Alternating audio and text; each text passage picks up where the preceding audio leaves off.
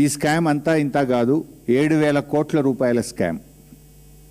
హైదరాబాద్ నడుబొడ్డున 7,000 కోట్ల రూపాయల భూ కుంభకోణానికి ఈ ప్రభుత్వ పెద్దలు దాంట్లో భాగస్వాములు. ఈ భూములు నాదర్గుల్ భూములు. ఈ భూములకు చాలా చరిత్ర ఉంది. ఈ భూములను ప్రభుత్వ భూములుగా డిక్లేర్ చేయాలని ఉమ్మడి రాష్ట్రంలో చంద్రబాబు నాయుడు పోరాటం చేసినాడు. రాజశేఖర్ రెడ్డి గారు ఈ భూములను ప్రభుత్వ భూములుగా ప్రకటించారు. కేసీఆర్ గారి ప్రభుత్వం ఈ భూములను రక్షించింది. ఇప్పుడు వచ్చిన రేవంత్ రెడ్డి ప్రభుత్వం భక్షిస్తున్నది.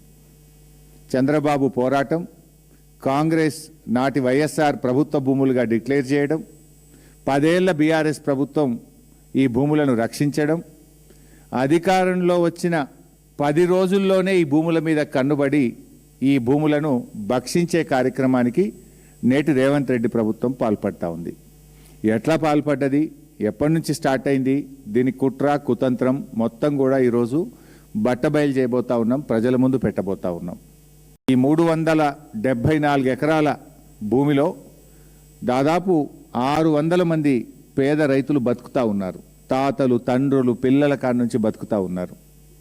ఇవాళ వాళ్ళ భూముల్లోకి వాళ్ళని పోనీయకుండా బౌన్సర్లను పెట్టి పోలీసుల చేత దాడి చేయిస్తూ అక్రమ కేసులు పెడుతూ పేద రైతుల్ని భయభ్రాంతులకు గురి చేస్తూ ఉన్నారు. చాలామంది రైతులు బీఆర్ఎస్ పార్టీ ఆఫీస్కి వచ్చి మా దృష్టికి తేవడం జరిగింది.